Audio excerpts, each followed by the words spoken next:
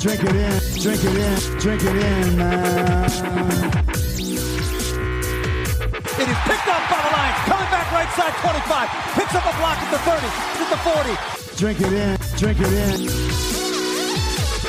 Drink it in, drink it in, drink it in, man.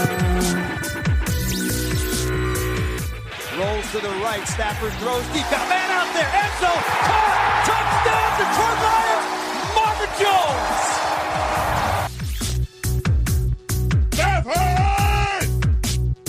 Drink it in, drink it in. Touchdown, Detroit Lions! Cornbread!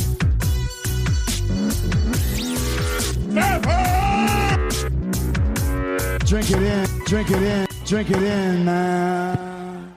Detroit Koolaid. You know who you are, you Detroit Koolaid drinkers out there. Drink it in, man. We are back here on the Detroit Koolaid Cast on a Wednesday, talking Detroit Lions football. I'm your host, Derek Oakrey, and I'm excited for today's show. I'm always excited for the show, but I'm extra excited this week because we got the man, the myth, the legend, Logan Lamorandier from Sports Illustrated, All Lions, joining us again to talk all things free agency. Logan, how you doing this week? Doing good. Just trying to keep up with the free agent frenzy. It's been a wild one. Not so much for the Lions, but overall in the NFL, there's just feel like every few minutes there's someone going somewhere, or someone's a cap casualty, or there's a trade going on. So it's been a pretty entertaining past couple days. Oh, there's no doubt. Like, we're gonna get all into it here on the show. Like, the league year starts on Wednesday at noon, but Monday and even into Tuesday, I feel like a lot of these signings have happened. So the NFL is in full swing, no doubt about it. But let's just dive right in, Logan. So I wanted to ask you about the cuts, man. So the Lions cut Justin Coleman, the worthless, overpaid, slow tight end named Jesse James. They got rid of Chase Daniel, Danny Shelton, True Font, and others to save money on the cap, as well as get rid of some of the players that did not show up on the football field last year and previously.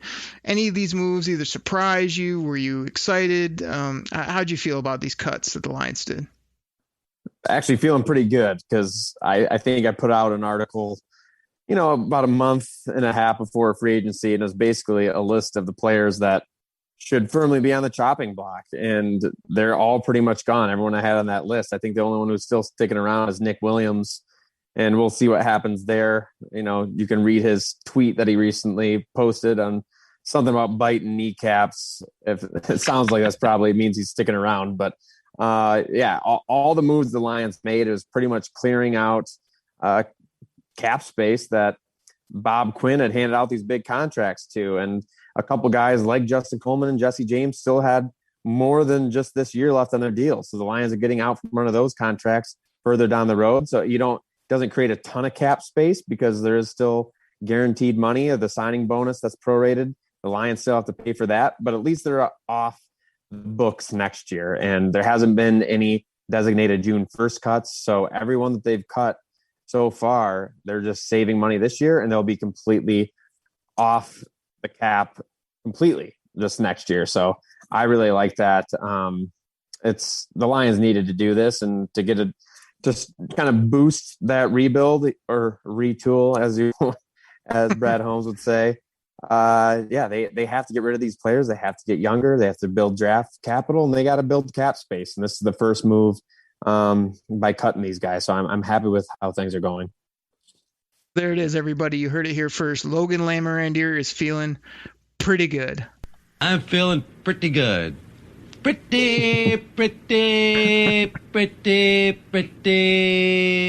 good. And I think most Lions fans are. And then before we move to our next topic, you talked about kneecaps. I mean, you act like you didn't know who really said that. The originator of the kneecaps, and that's Dan freaking Campbell. We're going to bite a kneecap off. We're going to smile at you. We're going to take your other kneecap. We're going to smile at you. And when we do, we're going to take another hunk out of you. We're going to be the last one standing. All right. That's going to be the mentality. The new rock star in Detroit, Dan freaking Campbell. And it sounds like Nick Williams is on board. I agree that most people thought he'd be a cap casualty, but he's licking his chops. He's got his napkins out. He's ready to do what the coach says. You gotta follow your marching orders. So he's ready. But I think, like you said, they saved some money on the cap, got rid of some older type players, guys that didn't perform, and some of these moves to me are just getting rid of a guy so they can just put another body in there that's got more upside, or just we don't know what we're gonna get, because I sure knew what I was gonna get from the outlaw Jesse James, and that was a bunch of nothing. Justin Coleman, was up or down, left, right, and center. So I'm excited to see the moves. Like you say, a lot of them were moves that a lot of us fans and people that talk about the team were saying, here's who you need to cut. And Brad Holmes has pretty much done exactly that. I kind of love what he's up to so far. And let's keep the show moving about what else he did, because this is what I want to get your take on as well. The people that he re-signed, because he was able to re-sign Romeo Quara, 3 years, $39 million. I'm not quite for sure why he brought back the windsock Mike Ford, the guy that's always flapping in the breeze and can't cover anybody, but they always seem to like his work ethic. They did bring back Jalen Reeves-Maven, who's a guy that I liked in the draft process that year, and he's been hurt. He never gets an opportunity to play. The few times he does, he seems to make plays. And then my big issue was Jamie Collins. I'm not a fan. People on Twitter coming after me all over the place, acting like this is the greatest linebacker of all time. I mean, they kept reiterating he was the Lions' best linebacker, and I'm like, okay, and that's like saying it's the warmest day in Antarctica. I've used that a couple times, but I think it's a good analogy, because just because you're the Lions' best linebacker doesn't mean a damn thing to me at this point, based on what I saw the last couple of years. So just work your way through some of these re-signings, ones you liked, maybe ones you had issues with. Yeah, so Mike Ford, given that he was the restricted free agent, there's a 1 year, $1.2 million deal. I think for depth, it's fine. Yeah, he's not a guy you want starting, but he's still younger, and I think the Lions need to continue playing younger players. They're going to be the future. These older 28, 29-year-olds that they have still floating around, although they've gotten rid of a lot of them, there's no point in keeping those guys around, because they're not going to be here when the Lions are able to turn this around, if they're able to turn it around. But there's that 3 year window of where the Lions need to start being competitive. And at that point, these older players are going to be, getting a little long in the tooth, and it's probably their time to move on. So I'm all for going the younger route, and a cheap special teams guy, just someone who at least has some starting experience. Not saying he's a good starter, but Jalen Reeves-Maven, I really liked that contract they gave him, because it's basically only it's a 1 year, $2.4 million deal, but there's this new clause in like the CBA where he's a veteran. And if you have a player on your roster for 4 years, and then you want to give him another deal, the Lions are incentivized to keep him around, and they actually get like $1 million, like half the deal actually doesn't even count against the cap. So it's kind of a no brainer, because you're getting a good special teams player at the very least for just a little over $1 million on the cap. And I'm very interested to see what Jalen Reeves-Maven can do in a defense that actually fits his skill set a little bit better, because he showed flashes when he was utilized properly in those first couple years in the league. And then once Patricia came in, he was just an afterthought. He was way too small and couldn't take on linemen well enough for Patricia's scheme. So I think Reeves-Maven has some coverage ability that other linebackers don't have. I'm not saying he's great at it, but at least he does have a little range. Jamie Collins, I'm fine with that restructure. I know you always say I stick up for Jamie Collins, but he had some very good games and some very bad games last year, but he's still a serviceable linebacker. Yes, he's probably overpaid, but I don't think it's too outrageous what he's being paid compared to where his play's at. So you can disagree with me there. I'm fine with that. Then lastly, Romeo. What's Jamie Aquara. Collins' yearly amount? Sorry to jump in. What's he making yearly now with this restructure? Do you know? So it's a restructure. He's still making the same $10 million per year average, but it just basically they gave him more signing bonus this year, which lowers. They converted his base salary into signing bonus, so it lowers his base salary for this year, increases his signing bonus this year and next. So I think he's still making $10 million a year, but just this year, I want to say it's right around $8 million he's making against, or he's not making, but is counted against the cap. And then next year, I think it's a pretty hefty chunk of change on the cap hit next year for him. I think it's off the top of my head, it's around $13.9 million, I think, or something like that. So yeah, that's probably going to be severely overpaid for him next year. But this year, I think it's completely fine. And the Lions, it might be a little tougher for him next year for the Lions to release him because they just added more dead cap by converting his base salary to signing bonus this year. So I don't know. We'll see if he has a down year. Yeah, it might be the wrong move if the Lions want to get rid of him next year because it just creates more dead cap for next year with him. Yeah, we won't spend any more time on it. To me, it's just $10 million's a lot for a linebacker. Okay, he had a couple good games, a couple good plays on the football, but if I'm going to bring in some new rookies or I'm turning over this team, I don't know that I need a guy like Jamie. Well, I think I looked at he's like 32, 33 years old. I mean, okay, he's athletic, but he's not going to get better. And if they could have moved on, I know we wouldn't have saved a ton. That's why I'm okay with it, because it's not like you cut him and you would have saved $7-8 million bucks. You were kind of going to not have a big cap savings anyway. But to me, it's just not the right guy for the setup unless they surround him with better players and then he takes sort of a secondary role or they find a new setup for him. But he just didn't cover and didn't show enough effort for me. That's my big issue. But like I say, I got a million sound bites for Jamie Collins. I mean, I wouldn't be as rude to play this one. I mean, I don't think it's this, but it's still one of not my favorite decisions. It's a bad decision. Period, point blank. It was one of the dumbest decisions I ever made. I don't know that it's that, but I don't like it. And like I said, there's some other things that I probably shouldn't play for Jamie Collins here. But talk to me about Romeo Okwara, because to me, that's the one I did like that they brought back. I thought he was the guy over Kenny that they should have prioritized. They did not use the franchise tag, which I think was a nice slick move by Brad Holmes. And we're still able to bring him back on, he's not taking a bargain basement or you didn't get a steal of a deal, but you got him at what I think is a nice price point, a nice yearly amount. Sending young player, a guy that is here with his brother. I think there's a lot of things that are going in the positive for Romeo. Are you there with me on that one? Yeah, I was kind of lukewarm on this one just because I felt like if Okwara would have walked, it would have netted a nice comp pick. And I know that's an odd formula and it's not always a guarantee. And but I wasn't, at $13 million a year, I felt like that was right around where he should be. I'm happy they didn't franchise tag him. That would have been tough to do with the cap this year anyways. It would have been almost $18 million just for a 1-year deal. And I don't think he's worth that.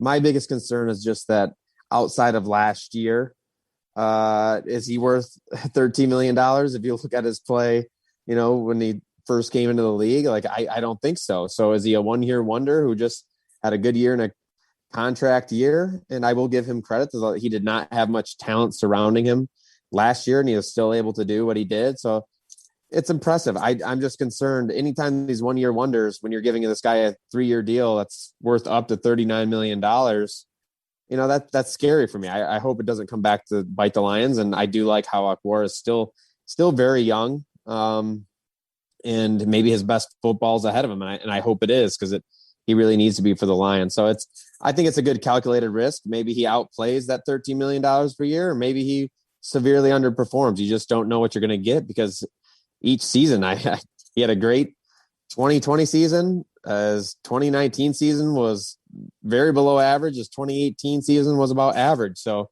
who knows which player is going to show up. You just have to hope he can remain consistent with what he was last year. So here's something I want to hear your opinion, but I want to fight you on it a little bit. So you got an issue with Okwara making 13 on average on a 3-year, but a rush player, younger player, longer player, more athletic. But you're fine with Jamie Collins making $10 million at the position he plays, inside middle linebacker, at his age and what he brought to the table. I mean, to me, it's a few $1 million difference. I don't see why you're good with the old dude and the guy that didn't show much at all last year as far as hustle or like leadership qualities. Yet Romeo, who's a guy always clean off the field, bunch of, quarterback sacks and tackles. You said one-hit wonder. I think we've talked about this on the show before. He was undrafted, then he didn't do much, but then since he's been in the Lions, he's 2 out of 3 years really good. I mean, you saw the going rate for all these other defensive ends, so I just don't balk at the price when I see other guys getting 18 plus, and you can say, well, he's not anywhere close to as good as those guys. Well, he might be coming into his own as well, rather than being a guy that is going to fall off, as you sort of are worried about. So I think when you compare the two players, I would definitely, be fine to find other linebackers at much inexpensive prices and pay a guy like Romeo, if you're asking me. Yeah, and I actually just looked up Collins' contract too. So Collins' cap hit last year was $6.3 million.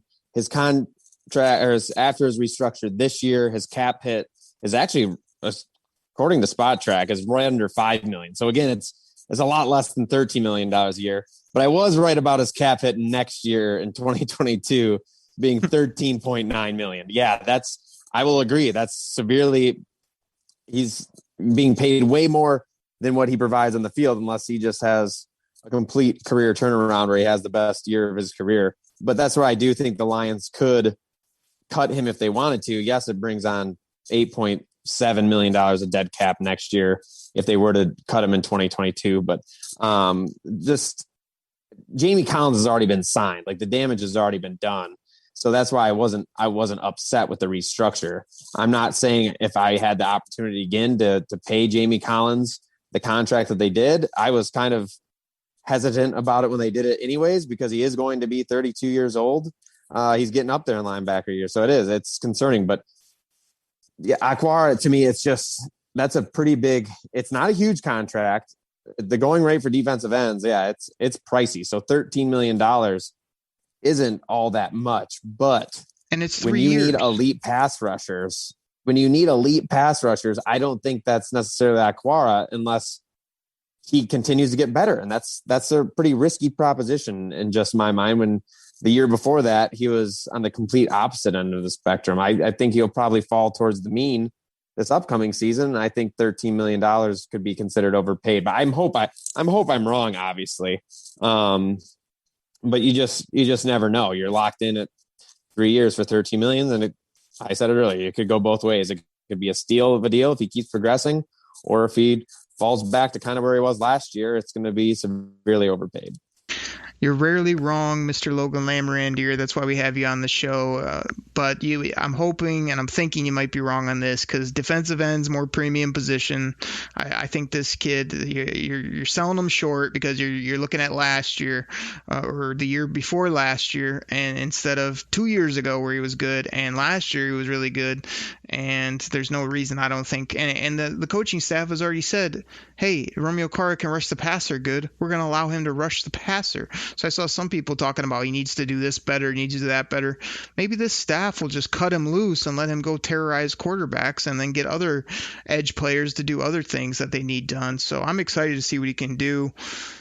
We'll see how that all shakes out. Like I say, I'm on the other side. I kind of hope Jamie Collins is surrounded by players and plays better consistently, but I don't think that's going to happen either. So hopefully we both get our wish. But Logan, let's do this. I want everybody to go check out your stuff at Sports Illustrated. Again, it's all Lions. You can find all your articles. I know you're on different podcasts and different audio and media things on that platform, as well as the huge radio show. You do spots there with the Lions as well. So I'm just encouraging everybody to go check out your stuff. Make sure you click on those articles. Make sure you find them on Twitter at L. Lamorandier. And Logan, after our break, man, I want to talk to you about who the Lions have brought in and maybe some targets that we got left in free agency, because we knew the Lions were going to slow play it. We hoped they would slow play it. It's more about who they didn't sign instead of who they did, but we still want to talk about who they might sign after the break. So you ready to do that? Oh, yeah. Everybody, we'll take a quick break. We'll be right back. What's going on, everybody? This is your host, Derek Oakery of the Detroit Koolaid Cast, and this is normally where I tell you about some of our great sponsors, but today I want to tell you about my other Lions podcast. It's called Believe in Lions, and that's spelled BLEAV on the Believe Podcasting Network, with both myself and Lions legendary safety Benny Blades. Yeah, you know who he is, the hard-hitting safety Benny Blades. Played for the Lions. He also played for the you know what it is, the University of Miami, those Miami Hurricanes. He mentions it multiple times the show. Benny loves to talk about his Hurricanes, his Lions, and I love to play this soundbite on the show.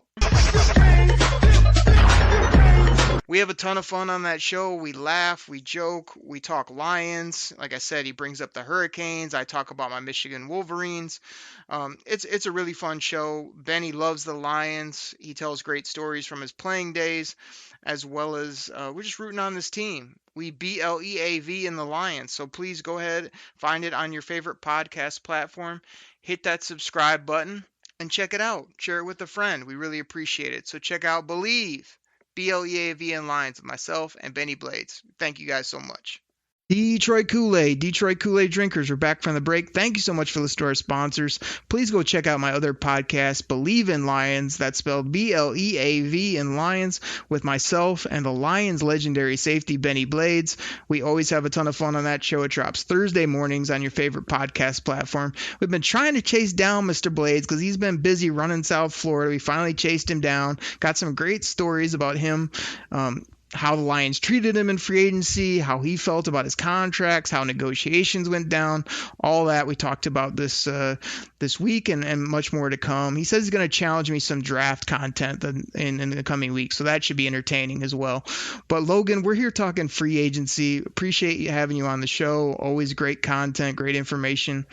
We talked about the cuts and we talked about people they re-signed. I want to talk about a couple newcomers that came in. So kind of came across the wire all of a sudden. The Lions are bringing in Tyrell Williams, wide receiver, used to play for the Chargers, out there with the Rams, had some recent injury issues, but also has made some pretty dynamic plays when he is on the football field, whether it's up over the top catching passes or a guy that can kind of run all the route trees, almost kind of a similar player to other guys the Lions have had, maybe with a little more juice to go deep, though. What do you think about Tyrell Williams? Do you think he can bounce back from injuries and be a nice receiver for the Lions based on what they got him for, too? A nice contract, I thought.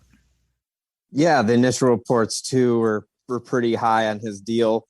The base salary was a lot lower than projected, so basically what they signed him for was like a 1-year, $3 million deal or something crazy like that. And he might not be a guy who's around long term. Obviously, that's why they gave him a 1-year deal. But what he can provide when healthy, it's definitely serviceable. And he was around the Raiders when they signed Antonio Brown, and that whole ordeal kind of unfolded. And Tyrell Williams became the number one receiver in the first 5 or 6 weeks when he was healthy. He was tearing it up, and then he kind of dealt with some heel injury or something like that, and it was like things kind of went downhill. But I think he is a big-bodied guy. He does have a little bit more juice than Golladay. I think he can be a downfield threat at receiver, which will be nice. But I'm just happy they got him too. He since he was released by the Raiders, he doesn't count against the comp pick formula. You're going to hear me talk about that theme all the time. Just give me all the comp picks that they can possibly get, because I'm more than willing to take them. So I was happy with Williams. I have the free agent market is so saturated at the receiver position, and the Lions don't need to overspend there right now. They just get some guys to get by and make the offense at least be able to move a little bit and kind of figure things out and find your guys to the draft and go long-term that way. But they don't need to be overpaying at the receiver position. Yeah, this one kind of jumped out at me. I've always liked Tyrell Williams as a player, but when he got cut, it wasn't one of those, hey, is he a fit for the Lions? Should the Lions get him? And it was a week or so, he just kind of was out there, and then all of a sudden, bam, they signed him. Like you said, the things came out early, $6 million plus. Even then, I was saying, I'm sure there's some protections, and that's not horrible based on what these receivers get paid these days. And to hear it's half of that or so is nice. And I want to encourage everybody to go to YouTube and pull up the Lions, YouTube page and watch the interview with Tyrell Williams. I mean, very well-spoken guy, seemed to be just a no-nonsense football player, said he, liked the coaching staff and what they brought to the table. He really likes Anthony Lynn. He says he loves to catch the deep ball, but he can run the whole route tree. I just like all the stuff he had to say. Now, of course, he's got to go out and do it on the football field, but I thought he's going to slide in there really nicely with Lions fans that are used to seeing the Marvins, the Kennys, some of these guys that are a little bit bigger bodied. I mean, he does have a different game, but I think he's just going to be that guy that's not going to be on any of the billboards, but he can come to Detroit and be a nice number 2, number 3 if they end up going big on another guy or in the draft, and have some upside if they feature him and get him the football. So I like Tyrell Williams. I'm going to hope that he stays healthy. That's the thing we always throw out there. But if he can do that, I don't see why he's not a very good bargain and a very nice wide receiver to put on this team that's completely devoid of wide receivers. And Logan, I hate to burst your bubble before we go to the next thing, but you keep bringing up comp picks. You are aware the Lions haven't got a comp pick in, 5-6 years, something like that. Absolutely none. The NFL hates the Lions. It's been well established on this show, and we haven't had enough good football players leave this team to acquire any comp picks with some of the bumskis we've had around as Matt Patricia and Bob Quinn proved to be, and Martin Mayhew over their time. So I'm with you on comp picks, but to me it's like you got to I'd rather have Romeo and hope that he balls out with his brother and plays good than hope for a third or fourth rounder in a year or two. So, I'm with you, but I'm not with you on that. But what I want to ask you about is the other guy they brought in. They brought in Hill, the tight end from the Saints. To me, this is kind of a no-nonsense, meat and potatoes guy. Somebody compared him in one of the media interviews, kind of like, hey, you're kind of like a Dan Campbell. You've had a Dan Campbell type of career. I don't know if he took that as an insult or if he was happy about that. He might have responded, I don't know, like this. You've had enough of that. Exactly. But to me, Hill's a nice blocking, no-nonsense, inexpensive tight end. Not a $6-7 million tight end like Jesse James that caught 3 balls a year because nobody ever guarded him because he never did anything. Like, I feel like he can come in, make a few plays here or there, but mostly be blocked, let Hawk do his thing. And I wouldn't mind if they would add at the tight end position. So what are you thinking about Hill coming in from the Saints?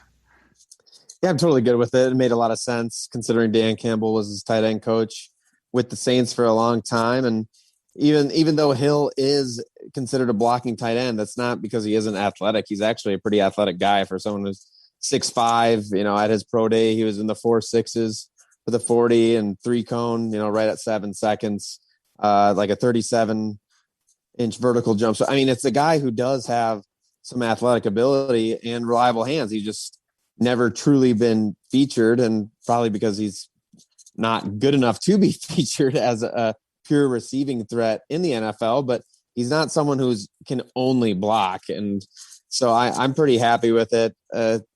Again, 1-year deal where it's not like it's a long-term big thing. So I don't know. A second tight end, he's probably going to be similar to Jesse James, just at a much cheaper price. Exactly, which is much better for the team as well. And here's the thing most people are going to freak out about. Here we go again with the Saints and the Rams players. It's like this is a complimentary player, a humble guy you're not looking to come in and catch a ton of footballs, score a bunch of touchdowns. But like you said, in a pinch, he can do some things for you, as well as I see Brad Holmes slotting people in these roles as well as doing that so he can then take big swings. I'm expecting big swings from Brad Holmes in the draft, which Logan has been gracious enough to come back and be on the show Friday, where me and him are going to chop it about the NFL draft. You don't want to miss that show. But I feel like if you plug these little holes and sort of set your team up, then Brad Holmes is going to take athletes. He's going to take guys that love football. He's going to take premium players at premium positions that are going to make big time plays on the football field when it comes to the NFL draft. So I think, Josh Hill, Tyrell Williams are kind of those guys like laying the groundwork so that he can be a little bit more wide open in the draft, do his thing. So I like both of these, and I like that I'm only giving you 2 names. I'm not giving you all these other names that they went out and signed right away or overpaid for. It's just like 2 kind of mid-level, under the radar signings so far, and then they kept one of their own guys on a decent amount contract. Like you said, think it's a little high. I think it might be a nice steal when it's all said and done with Romeo Okwara. Like, kind of like where we're at so far. No, yeah, it's overall, I have very few complaints about what Brad Holmes has done. I think he's taken the team in the right direction, doing this the right way, and setting himself up for the future, because that's what it needs to be about. He has to tear down the mess that Quinn and Patricia made, and it's not easy. So I totally get where he's coming from, and I'm pretty happy so far. Pretty good. What's the soundbite? Pretty good. Oh yeah, we got that drop for you. I mean, it's classic Curb Your Enthusiasm. You know what I'm saying? I'm feeling pretty good. Pretty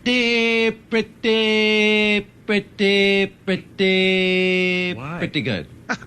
Logan and myself are pretty good with what Brad Holmes has been doing, and let's talk about this. I kind of, me and you chatted quickly before we hit record here that we're gonna give the people a little rapid fire show, kind of like that 30+ minute show that you can listen to on your drive in, or you can just soak up some free agent content. So I kind of want to end it with this. We're a couple days, I guess, into free agency. The league year hasn't even started when we're recording. People will be hearing this right when the league year is flipping over. That's when the Stafford deal will be official. That's when some of these moves will happen, as well as, a lot of the top names are picked off. So now it's that time where you're just sitting around, all of a sudden, oh, hey, the Lions signed this guy. He was still out there. That's going to be what's going to happen. But I'm sure you have a short list of players that are kind of on your radar, like, hey, I'd really like this guy if they get him at the right price, or this guy would fill a need. What kind of targets are you thinking are still out there for the Lions? Well, so unfortunately, it's not going to be any big names, probably. The John Johnson was obviously, I think a lot of Lions fans would agree with me. He was towards the top of my list of someone I would have been okay with them shelling some money out to, and he signed with the Browns. And then also Corey Davis, he got a little bit more money than I thought he would, but I kind of wanted to see him as, a long-term option as well, where you're giving him a bigger contract spread out over a few years, and he'll still be around and at a decent age once the Lions do start being more competitive. But there's still Josh Reynolds at receiver, familiarity with Goff. I really liked him coming into the NFL, and I still think when he has actually had some opportunity and started games, he's produced. So I'm good with that. Curtis Samuel's another common name I see out there that fans also like, that I like as well. Kind of a gadget receiver, but he can run the ball, and he's pretty good at catching the ball as well, and just dynamic after the catch. It'll be interesting to see where his price point comes in at. But receiver is really, there's a lot of guys out there that could be serviceable for 1 year and kind of get you through the year. As far as defensive tackles go, like we mentioned earlier, it looks like Nick Williams is probably going to be around for another year, but they did cut Danny Shelton, and kind of depending on how this defense transform and what defense they want to run. If you take Campbell's word for it, it's their defensive front is going to look a little bit like the Rams version of, that 3-4 hybrid defense that they kind of had going. So as far as defensive tackles, I wouldn't mind the Lions maybe giving a little bit more money to Sheldon Rankins, just a younger player who has a ton of potential, was a first-round draft pick for a reason, has kind of been a little hot and cold so far throughout his career, but you can tell the talent's there, and he's a gap shooter. I want someone that can get pressure and beat one-on-one matchups to get to the quarterback from the interior, and that's Rankins has shown that he can do that here and there. Larry Ogunjobi, I kind of like, and then PJ Hall was another one. Again, PJ Hall is someone who is very quick first step and is more of just that 3-tech tackle, but who knows if that fits the Lions scheme or not. I'm just really, really would like the Lions to just find someone in the middle of the defense that can get some pass rusher or bring some pressure through the middle. So, who else? I don't know. I mean, I can go down a list of guys I could probably like at each position, but this is just one of those odd years where I don't feel like the Lions have to make any big splash moves. They probably shouldn't. It's just, you got to get through this year. It's going to be a tough year, but you just got to get through it and open up the cap space for the next few years and really start accumulating those draft picks. So anyone you're thinking of in particular? Yeah, I like the names you brought up as well as kind of the positions you were thinking of. I know we're going to talk draft on the Friday show, but would you rather have Curtis Samuel or Rondale Moore in the draft? Oh, I would like Rondale Moore in the second round. I think that'd be a good spot for him. Exactly. Like say second round, you kind of got to make those type of decisions. And that's what comes into this whole draft thing. You mentioned Reynolds. He was kind of on my short list. I haven't heard any rumor and innuendo about him or any buzz, but I would think a lot of people have that on their radar, and that would seem to make a ton of sense. The guy that I really like, which again, somebody on Twitter, you can find me on Twitter at Derek Oakrey, always talking football, fantasy football. They said this guy was going to get a big contract, but I don't know if I agree, but I do like his measurables, is the way he plays. And you mentioned the receiver position. So Demarcus Robinson coming from the Chiefs, he's been there for a few years. Every time he seems to be on the football field, he makes some plays. I think he's like 26 or 27. I think you could get him here for a couple-year contract. That would be a nice receiver to pair as well. But my guy, and again, people can find some of the articles that I write on USA Today, Lions Wire, as well as I'm hoping to put out some more fantasy football content. That's usually mostly what I do, fantasy football content with a little spin of Detroit Lions. But they asked us kind of what was our target, and the guy threw out was Desmond King. Man, this is a guy I've liked ever since he came out of the draft. Started kind of as a safety, moved to the slot, got traded or moved over to the Titans recently.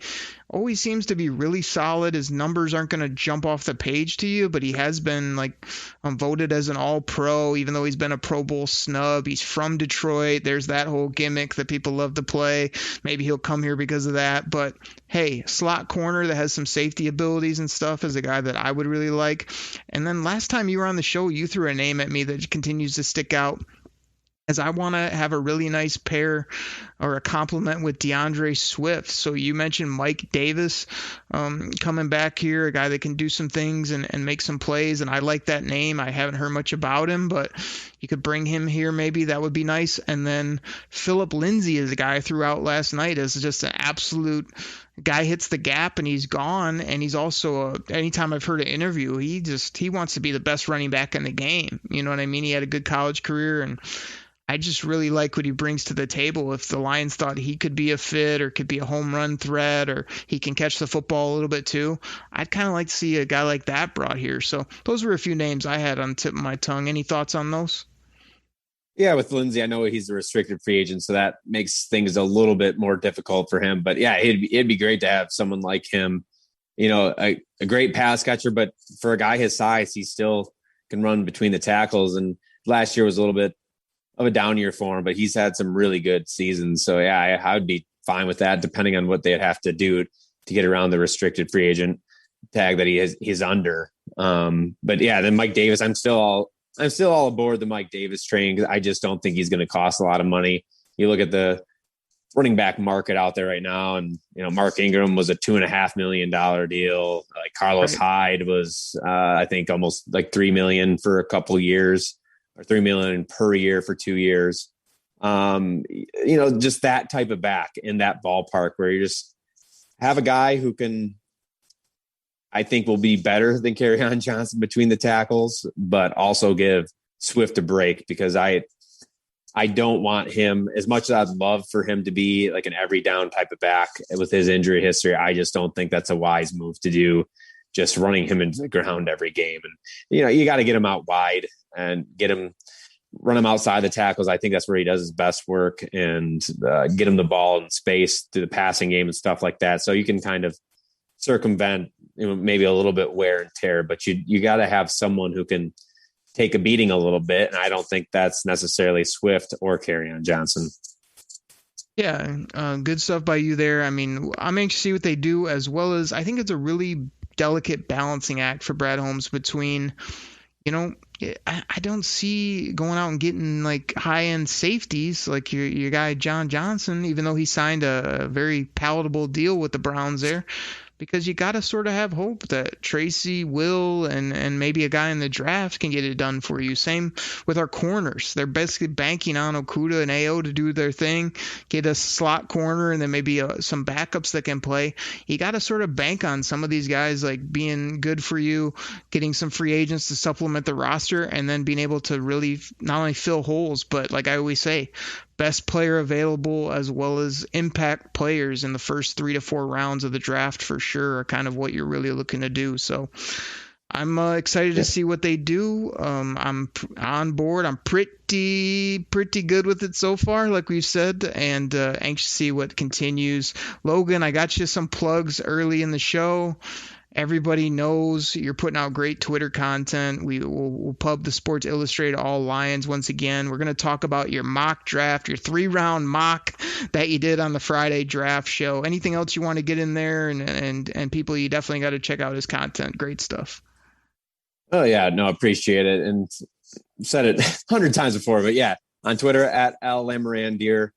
That's where I'm probably most active. There's also a Facebook page that I have as well. But if you want to follow everything from SI.com /NFL/Lions, you can go to the Detroit Lions Lowdown Facebook page, and we keep you plenty updated there as well.